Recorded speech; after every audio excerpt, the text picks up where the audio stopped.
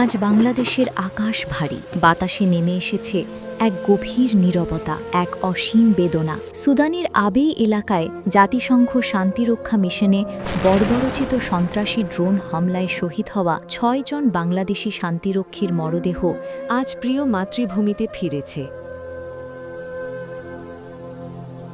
রাষ্ট্রীয় মর্যাদা, সশস্ত্র অভিবাদন আর অশ্রুসিক্ত প্রার্থনার মধ্য দিয়ে শেষ বিদায় জানাতে প্রস্তুত একটি কৃতজ্ঞ জাতি।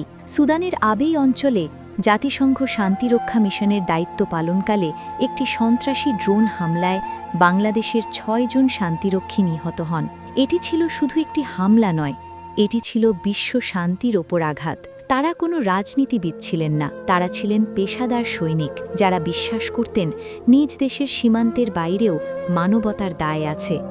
শান্তিরক্ষী মানে শুধু অস্ত্র বহন করা নয়, শান্তিরক্ষী মানে ভীত মানুষের পাশে দাঁড়ানো, ভাঙা সমাজে আস্থা ফিরিয়ে আনা এবং সংঘাতের মাঝেও মানবিক মূল্যবোধ রক্ষা করা। দীর্ঘ সময় ধরে বাংলাদেশ বিশ্বের অন্যতম নির্ভরযোগ্য শান্তিরক্ষা অংশীদার। এটি শক্তির প্রদর্শন নয়, এটি বাংলাদেশের একটি নৈতিক অবস্থান, শান্তির পক্ষে দাঁড়ানোর অবস্থান। আগামীকাল ঢাকা সেনানিবাসের কেন্দ্রীয় মসজিদে শহীদদের নামাজে জানাজা অনুষ্ঠিত হবে।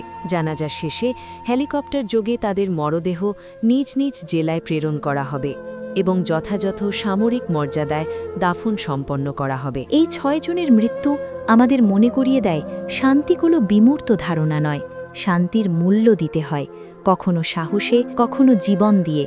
আর বাংলাদেশের বীরেরা সে সাহস দেখিয়ে দিল গোটা বিশ্বকে।